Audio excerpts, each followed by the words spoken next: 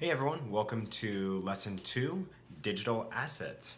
So in this lesson we'll be talking about setting up all of the required elements that you will need when you announce your campaign that exist online. And we'll also talk about a few optional elements that you could set up as well.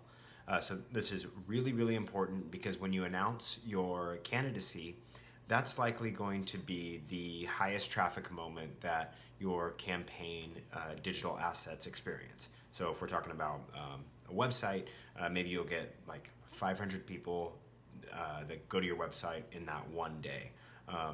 That's likely going to be the highest amount throughout the entire campaign. So you need to have all of these things lined up and all ready to go for your campaign announcement day. So let's take a look at what these different assets are, like required, and then some optional ones as well that I recommend. So the first thing we should talk about before we dive into this are some general guidelines. And the absolute first is defining your brand. So this is something that we already talked about a little bit when we were discussing the campaign message and looking at issues in your community and you taking a stance on them and how you talk about them and developing those like 2-minute, 1-minute, 30-second pitches. So that has already started to lay the foundation for your brand. What we'll want to do is, as we build out these digital assets, is really bring your brand to life. Like, who are you? Like, what does it look like? What does it sound like? All of that. So we'll talk about that on the next slide in just a moment.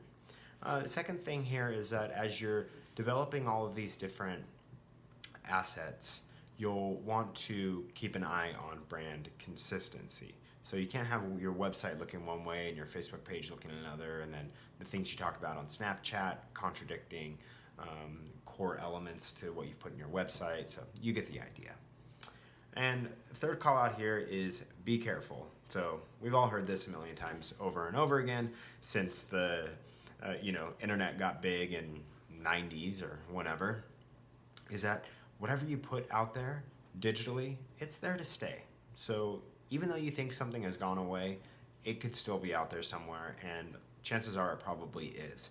So don't say anything online, don't put anything online, nothing, even digital messages between friends, whether it's a text, a Snapchat, an Instagram DM, anything. Like, don't put it out there unless you want the whole world to see it. That's the general call out here. And then the last call out here is security. So one of the last things you would want to happen is to have your campaign assets hacked.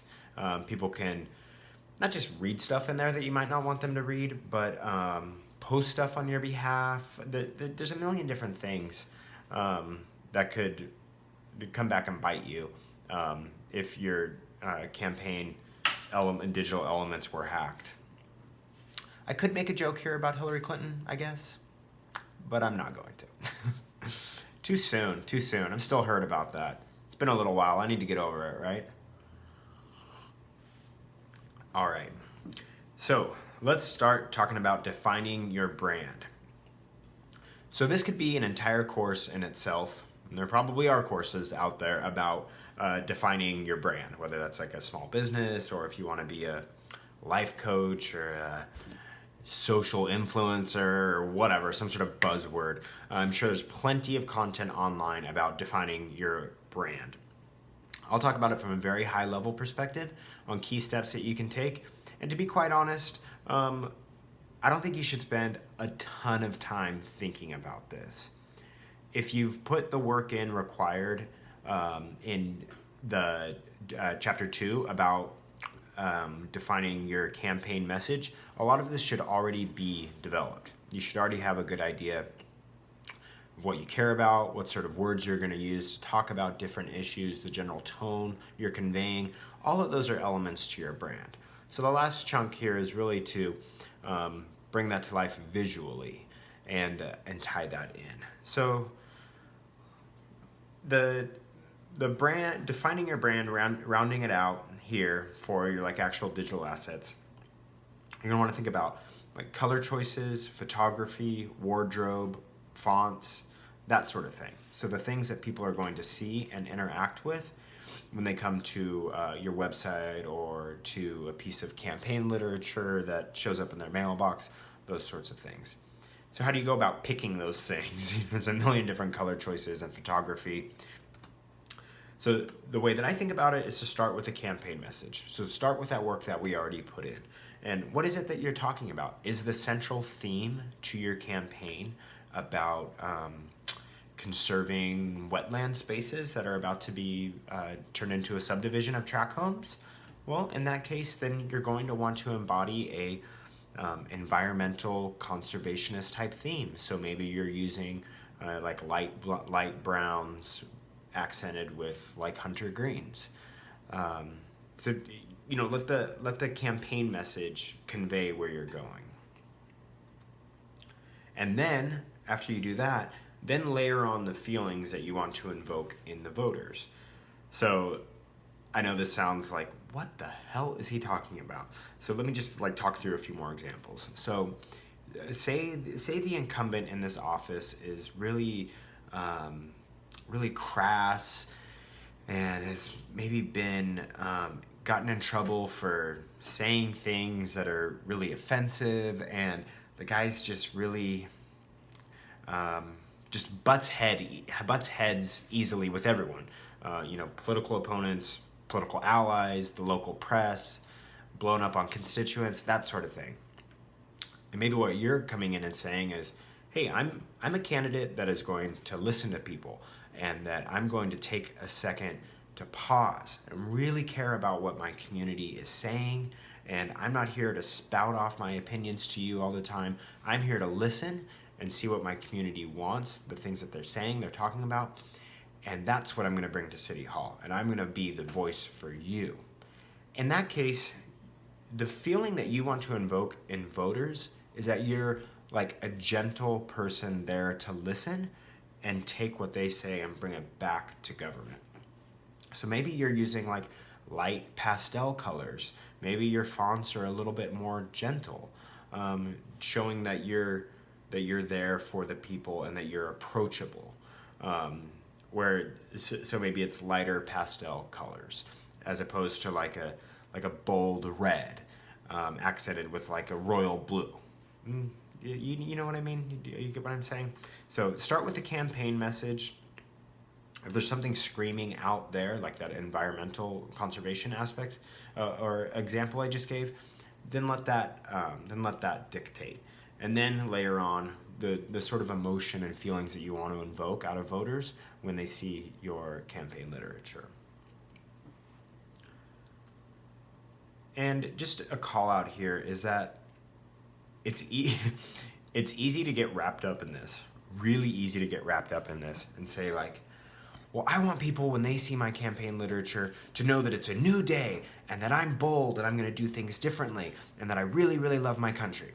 And the next thing you know, you have a bunch of campaign elements like website, Facebook, mailers, those sorts of things that are all like bright red, bright blue with accents everywhere, in like bold white outlined in black with like stars and stripes, and like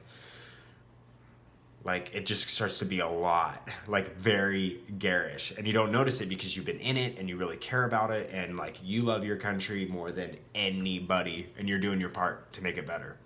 Well, that's great, and I agree with you, but you just have to keep it in mind, don't let things get garish. So let other people take a look at what you're putting together.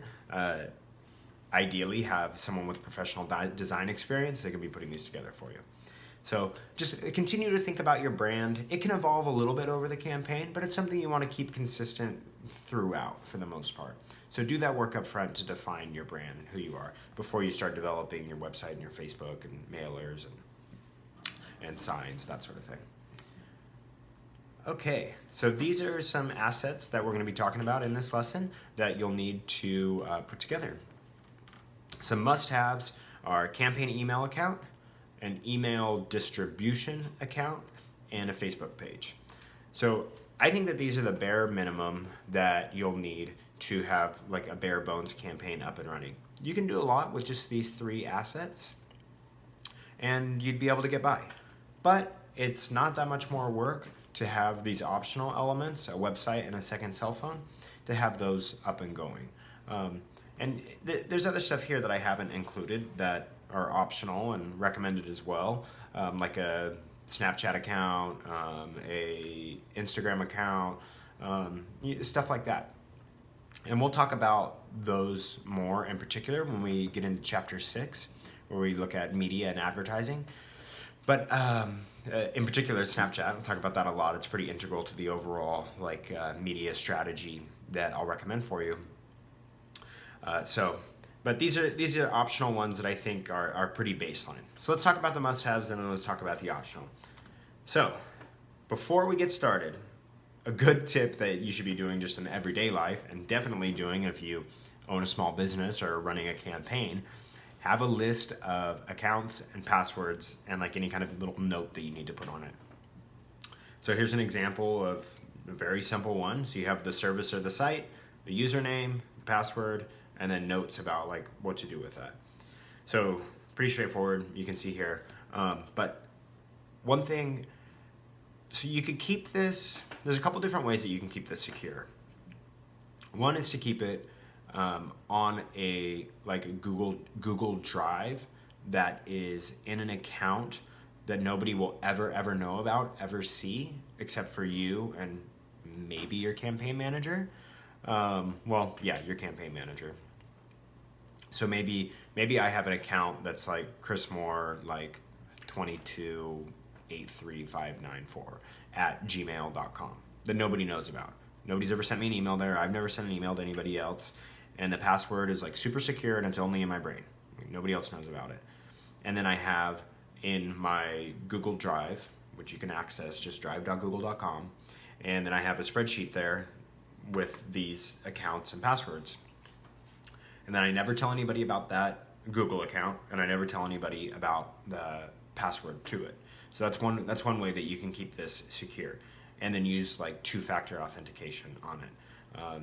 For those of you that don't know what 2-factor authentication is, it's basically when you go to enter in your password and it says, hey, we need to send you a text to verify that it's you. So that means you've already given your cell phone number to this website or company or whatever, and they send you a text. They give you a little code, and then you enter that code back in there. That's another way for them to verify, like, okay, this isn't someone that guessed Chris Moore's password. This is actually Chris Moore, and I know so because he has his phone in front of him right now. He had to use his fingerprint to open it and to get that code out.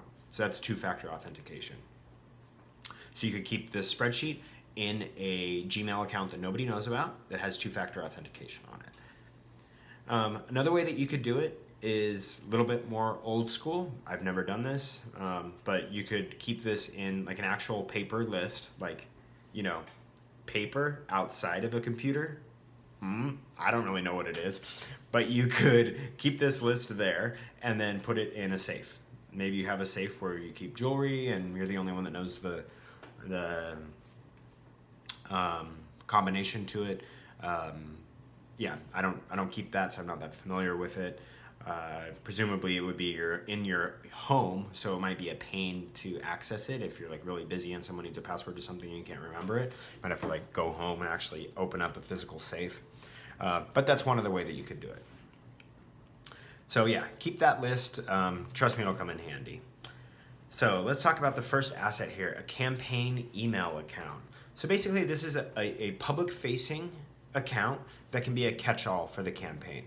So rather than using like Chris at chrismooreforsuttercounty.com or like my personal email address, which I've had for years and years and years, rather than using that and giving that out to everybody, you'll make one that's just Chris Moore for Sutter County 2024 at gmail.com or whatever, something like that, so that you can give that out to people so that they can email you regarding the campaign. There's a couple of reasons for this. One is to keep your private email address private for as long as you can, because you're going to want that to talk to friends and family with, and you don't want it getting bombarded with with political business. Second is that if you're like me, your Gmail account is already really busy, and you have calendar invites, you have it linked up to all these different websites, and you use it to log in to like your New York Times subscription, and all these different things that are tied to your Gmail account. When you start running a campaign, you want a clean slate. So this gives you that chance to do that clean slate. And then from that Gmail account, you can have like a Google Drive, different Google Docs, Google Sheets, a calendar. It's just a real fresh, clean slate. So I've been saying, here's an example of what it could be like more for Sutter County at gmail.com, something like that. I've been saying Gmail. So guys, just use Gmail. I haven't screwed around with a lot of other services, but Gmail does everything. It's super easy. Everything is in the cloud. It's secure. It's all free. Just use Gmail. You link up your like Google Drive that has spreadsheets and slideshows and storage, email, everything all there in one. It's totally free. Like, I don't know why you wouldn't use Gmail. Just use Gmail. So that's the campaign email account. Pretty straightforward. I'm not going to spend any more time on it. Next we'll talk about is an email distribution account.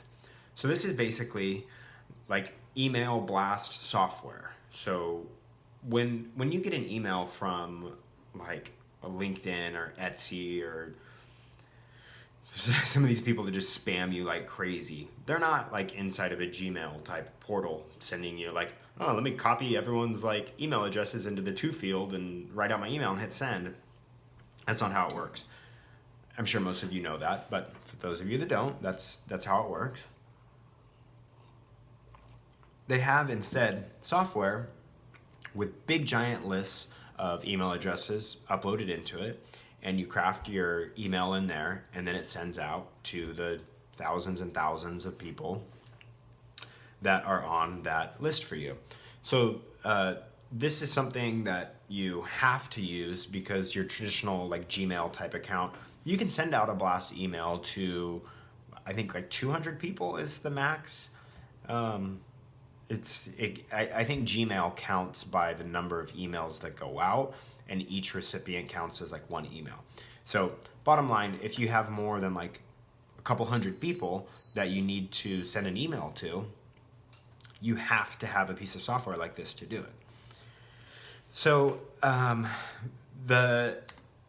there's a few reasons you're going to want to use this, but basically it's to contact campaign supporters. So it's to let them know about events that are happening, to ask them for money, to do fundraising, to ask for volunteers. It can be like a real main line to your campaign supporters. So there are like lots of services online to do this, and many of them have freemium models, meaning it's free to use. And then if you want a premium version of it, then you have to pay for it. That's a freemium model. So ones that I've seen is like iContact and MailChimp. There's really countless ones. So if you go and just Google like, free email distribution software or email distribution software, you'll see a bunch. I recommend just iContact or MailChimp. They're like two of the biggest ones, really reasonable in price, and just you can give one of those a try. And you can get familiar with it with the free model, and then as your campaign grows or you need other capabilities, and you can sign up for a paid option. And I think a paid option, really, guys, you're talking like $10 a month, $20 a month, and then up from there. But I can't see if you're running in a race with like 50,000 constituents, maybe 10,000 voters show up to the polls, and so less than 5,000 people, 3,000 people are going to be on your list max. I can't see this costing you any more than $20, $30 a month. That's just kind of the back of the envelope I'm doing in my head, so not much. Another thing to call out here is that there are all-in-one solution software that I'm going to talk about throughout the course. Some ones that I've seen online is Nation Builder and Handraiser. There's also one, I believe, CrowdPack, it's called. But what this is sure, it's email blast software. So like Nation Builder, you can send an email blast to supporters of your campaign, just like you could if you opened up an iContact account and uploaded emails into there. But where these are different is that, like Nation Builder, it identifies everyone via the like voter list. So the official data from your county registrar or your state, elections board, of actual voters in your district, and allows you to keep track of their like support of you or their opposition from you. You can, when canvassers go out and go door to door knocking on doors to promote your candidacy, they can have a little app, and when they talk to people, they can say like, yes, they support you, or no, they support you. You can keep track of everything in there. So, and they have like email blast capabilities and text blast capabilities all built into this.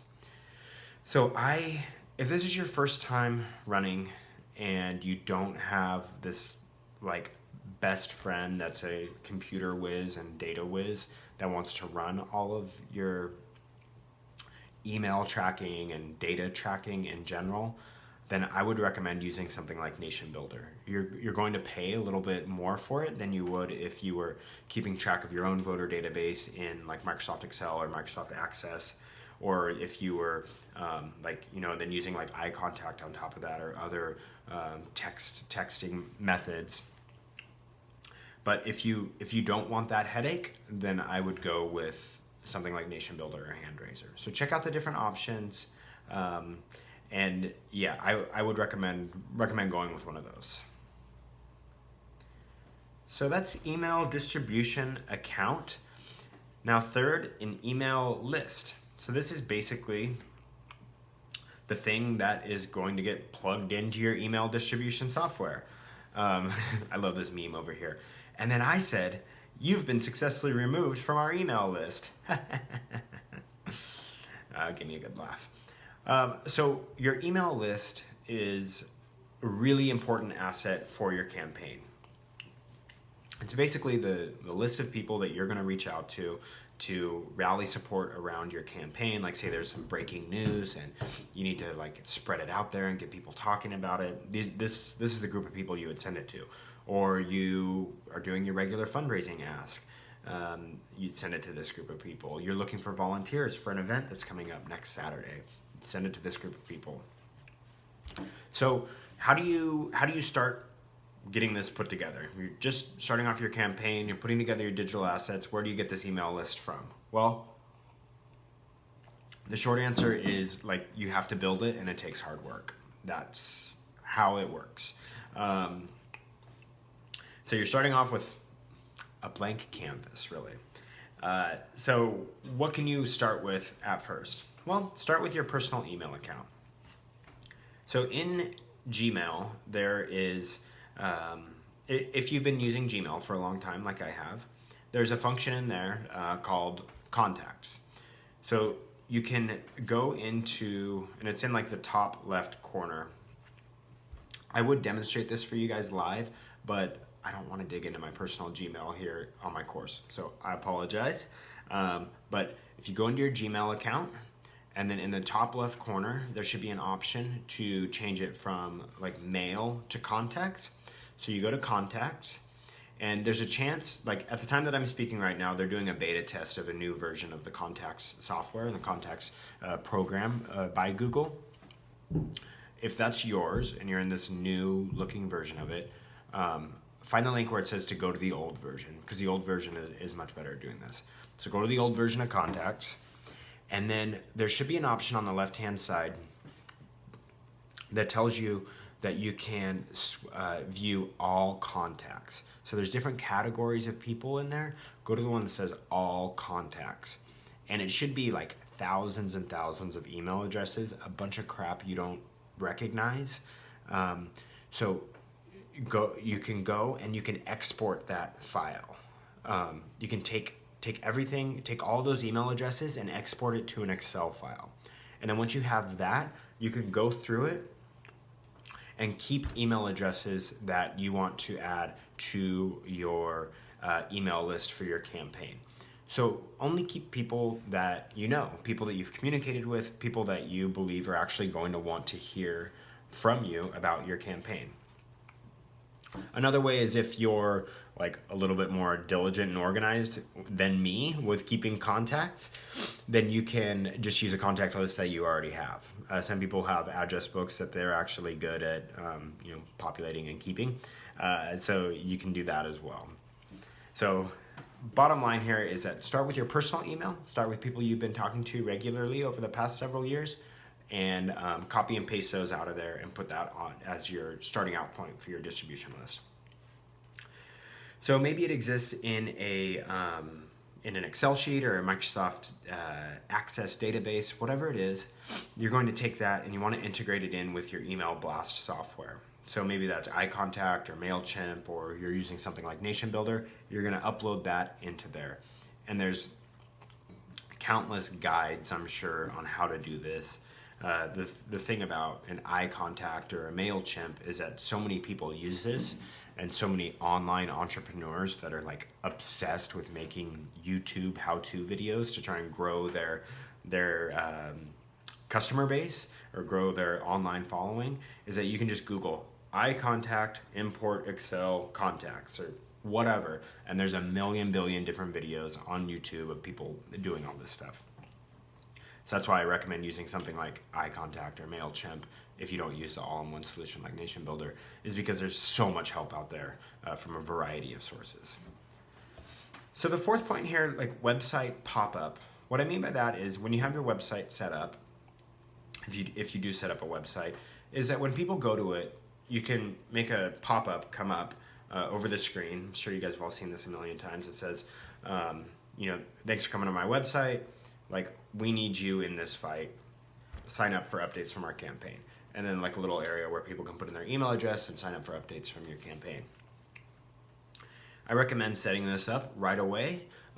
It's been proven over and over again that having this, it's called like an interstitial pop-up, that having that is very effective to build lists, and you'll get lots of people signing up there. So you'll have to look exactly at your website and how to do that. I'll talk about that later when we talk about setting up the website. And then fifth thing I wanted to talk about here is paid list building. So we'll do a whole section later on paid advertising for your campaign. But essentially, you can use paid ads on Facebook. Facebook's probably the best place to do it. You can run an ad on Facebook specifically meant to build an email list. They call it lead ads or lead generation. So what you can do is run an ad on Facebook to just particular zip codes or just a particular city, and you can say something like fighting for Sutter County because Carol Smith is bad for us. Click now to join our campaign. And when people say click now, it says, hey, you're going to be added to this email distribution list so we can be in touch with how we can take back Sutter County, whatever. And that's called a lead generation ad. And then when that ad campaign is all done running on Facebook, or maybe during the campaign, you can go in and see all of those emails that have been submitted via that ad. And then they layer on all the information that they have from Facebook as well. So you get this email address, john@gmail.com, and it says that his name is John Smith. He is 29. He lives in Yuba City, California, and includes demographic information that Facebook already has. So that's great. Then you just take that chunk of data and you upload it to your Nation Builder or your iContact or whatever, and then you have all this more information to go along with that email address. So that's email lists in a nutshell. That's something else you're going to want to get set up right there at the front of the campaign. So next, we'll be talking about a Facebook page. So you'll notice here that we're talking about a page. So a Facebook page is different than a Facebook account. So you're not creating a new account, you're creating a page. So if you're not sure the difference there, then like maybe have a little Google, but 20-second version here is that I can open up a Facebook account with like, chrismoore@gmail.com, and then I have this account. It says Chris Moore, here's my picture, here's all my friends, blah, blah, blah, blah, blah, blah. I'm a regular person that you can interact with, that creates friends and does everything that you do on Facebook.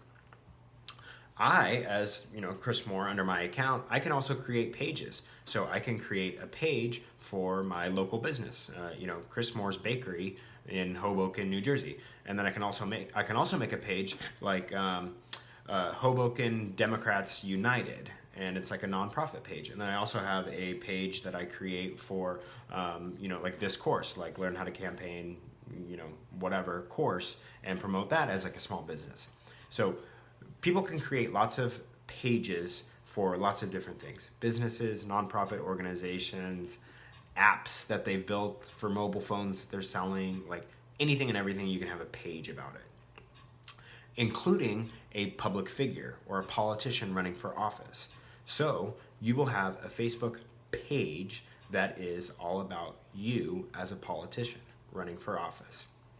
So there's a couple different ways that you can do this. You can do it from scratch, so just create a new page. It won't have any followers, any likes, or content really at all. And you can build it out from 0 to nothing. Or you can convert your personal account to a page. So if you do that, then all of the friends that you have, like let's say you just have your regular account and you have 1,500 friends on Facebook. You convert your personal account into a page, then all those 1,500 people that were friends with you now become followers of your page. They become people that have liked your page. And likewise, when you post something from your page, it shows up in people's news feeds, and they can interact with it just like they did before, but it's from a page now. And there's no undoing this. So when you transfer from your personal account and turn it into a page, you can't undo that. You can't go back the other way. And you do lose some of the data that was there before. Like I think a lot of your pictures go away, a lot of your old posts go away, if not all of them. So there were some changes happening around this whole migration the last time that I researched this. So it would be worthwhile, because these things change a lot on Facebook, to Google exactly what happens when you convert your personal account to a page. And there'll be a million different resources online explaining exactly what happens, because there's so many, like I said, so many online entrepreneurs right now that use social media to build their business. People are always talking about this all over the place. So you can just have a Google about it and tell you exactly what's happening. So my recommendation for you is to create yours from scratch. And there's really like a couple different reasons for doing that. The first would be that if you run for office and you're not successful and you don't want to run again, you didn't like it, then you can go back to having your old account. All you have to do is just delete the page and it's done. Whereas the other way, you can't go back the other way. And like I know my Facebook account, like I don't want to sound like a total nerd, like a total millennial social media addict type person, but there's a lot of stuff on there that's pretty cool. And like I get those updates like, hey, 3 years ago today, this was happening, or 6 years ago today, you did this thing. And you see a picture of you and your old friend, and I don't know, it's kind of nice. And sometimes I'll look back on things that I've written at different periods in time, and I think, wow, like that's pretty cool that I was talking about this at that time, or you get the idea. So that's reason number one. And reason number two is if you create a page from scratch and leave your personal account alone, you can use your personal account to promote your political page. So you have your political page, and then you have all of your friends on your personal account. You can reach out to all of those friends and post on your own Facebook account saying, hey, go like my page. That's where I'm going to be doing a majority of my posting about my campaign. And if people want to be a part of your campaign and they want to follow you, then they'll go follow you over there. If you just convert your personal account to your campaign page, then a bunch of people are going to be liking a page that they probably don't care about. Hopefully all of your friends are really, really, really into your campaign and they want to volunteer and give you money and follow everything you do on social media, but probably not going to. So that's my recommendation for creating the Facebook page, is to do it from scratch. Okay, so that takes care of the Facebook page and takes care of all of the must-haves. So now let's talk about the optional elements, a website and a second cell phone. Okay, let's talk website. So for different platforms, I'll give you 2 examples here. First, Squarespace. So let me back up 1 second.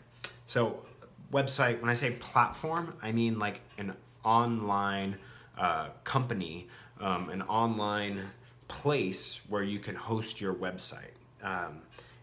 No one knows what this platform is. They don't see it. When they go there, though, they just see your website, and they see like everything that you've built.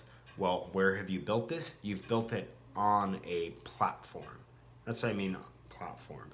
It's a little bit confusing if you don't know anything about this. So some examples, or 2 that I'll recommend, 2 platforms that I'll recommend actually. One is Squarespace. So Squarespace is very clean, very simple. When you go to a page that's been created on Squarespace, you typically see like a big giant image with some text that goes across. Everything is streamlined and you see exactly pertinent information, and only pertinent information, along with like beautiful imagery. So it's very clean and simple. But they have very fixed templates. So when you build something on Squarespace and you're like, can we just move that button over a little bit over this area? No, you can't. So that button is it's there to stay, and it's going to be in that location. So that's the one downside, is that the templates are very fixed. But on the bright side is that it's easy to use and everything is mobile responsive. So what that means, mobile responsive, is when you build a website and you're looking at it on a laptop computer, then you go and look at it on a cell phone, the website automatically responds to the fact that you're on a cell phone and resizes everything and makes it look a little different version, and everything works the right way.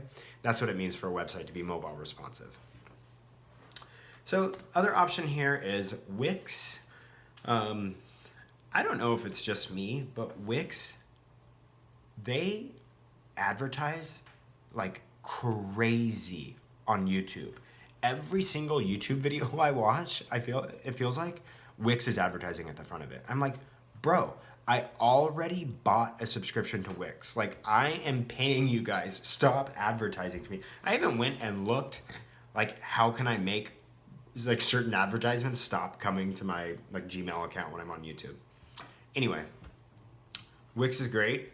It is like a much more flexible environment, so you can drag and drop everything. So you can build a website much like if you were like sitting, like looking at like a blank PowerPoint and you're like dragging this shape here, dragging this text box here. It's really a lot like that. It's how when I was younger, I always wished that building websites was like, because it was when I was younger trying to teach myself how to build websites, like in the 90s when I was a kid, first started screwing around with it, and then in like the mid to late 2000s when I was building political websites, it was still tough. Like, you had to do a lot of coding still, or you had to use like programs that there was, I think like Dreamweaver was a big one.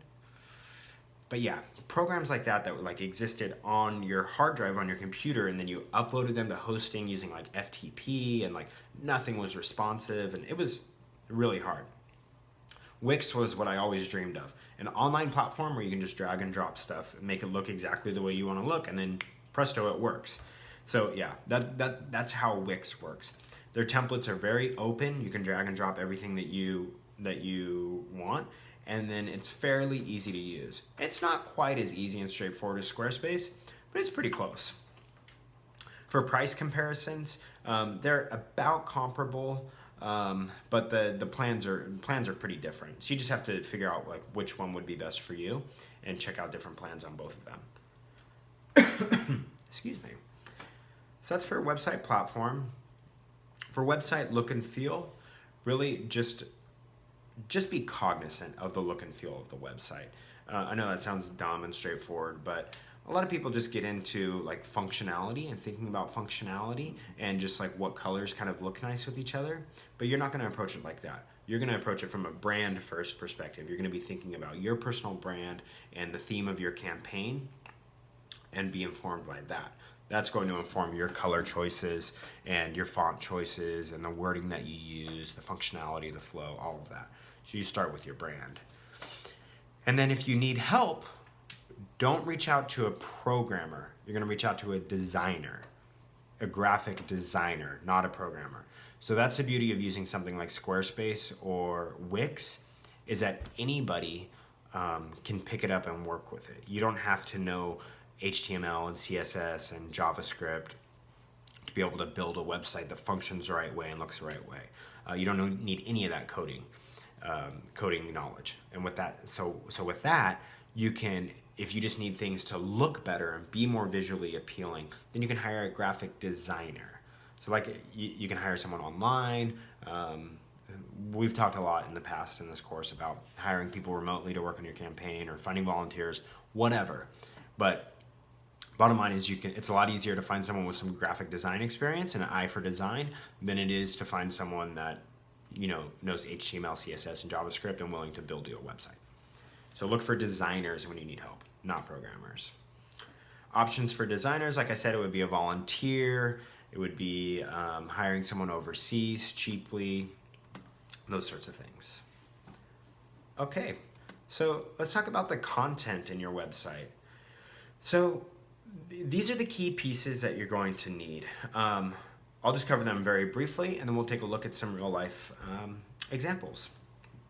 Landing page is when you go to like chrismooreforSutterCounty.com, then that first page that you show up at, that's a landing page. There's a lot of different options for that, but you're going to need to think through that. And we'll show some examples here in a minute too. An About You page, that says, who is Chris Moore? Who is this guy? Endorsements, who's supporting him. Issues, like what are the issues facing the community and where do you stand on them? A donate page, so like give my campaign money. A contact page, or not even necessarily a contact, but some sort of widget, some sort of module that allows people to sign up for to put themselves on an email distribution list or a text distribution list so they can hear from the campaign regularly about what's going on. Basically to get on that email list we were talking about earlier. And this last part, actually, I got that backwards. Sorry about that. So when I put contact, what I meant is a place for them to contact you. So like a little form that they can fill out to get in touch with the campaign. You can also put your, if you have a phone number, like in a campaign office that people can call, you can put that on there.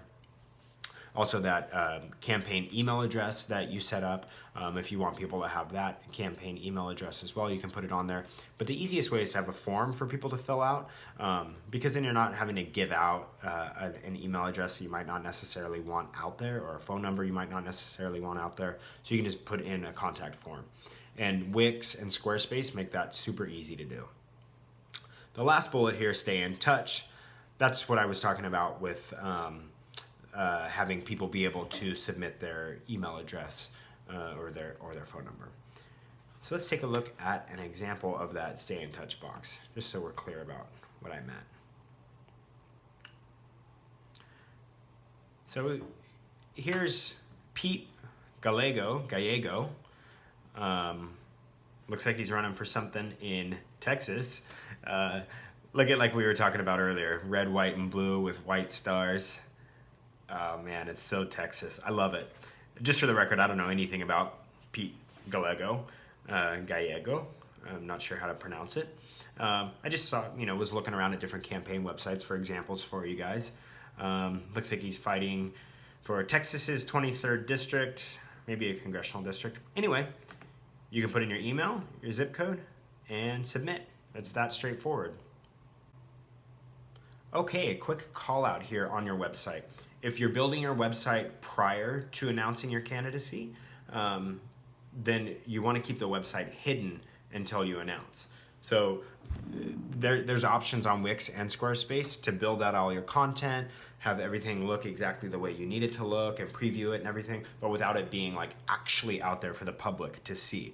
Because if it is, and and you're only halfway done with it, and it looks like hell, then if people Google you and find it, then they're going to go look at this terrible website. So, all right, let's take a look at some examples here, some website examples. Okay, here's one we have here, Josh Stein running for Attorney General.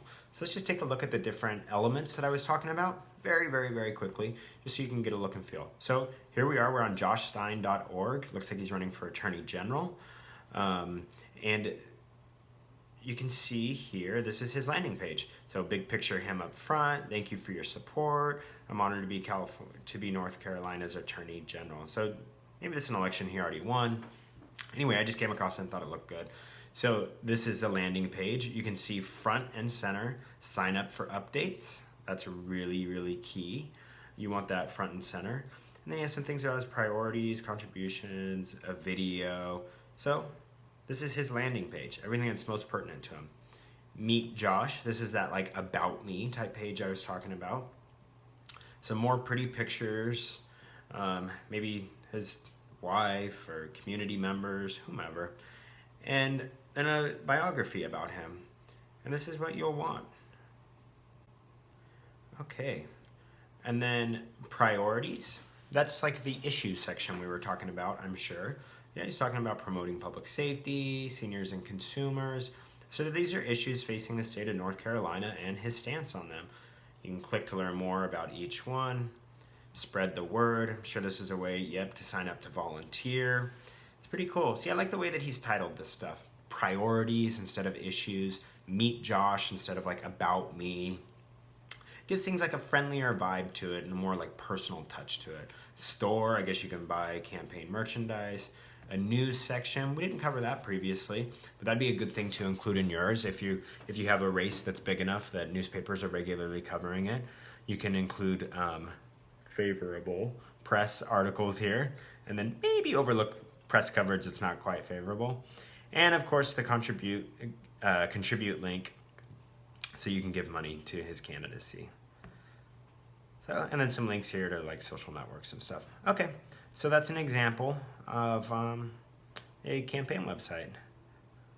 Let's take a look at one more example here. Okay, so here we have Tim Ryan for Congress. So once again, I don't know anything about Tim Ryan. I'm just looking around at different websites here of political candidates. So you can see his landing page here. Right there, front and center, join the campaign. So they really want people's email address and their zip code. And if you guys don't already know, then you'll learn even more about how critical having this email list built really is. So this is landing page, pretty similar to the other guys. Oh, look at that cute picture. Oh, that's cute.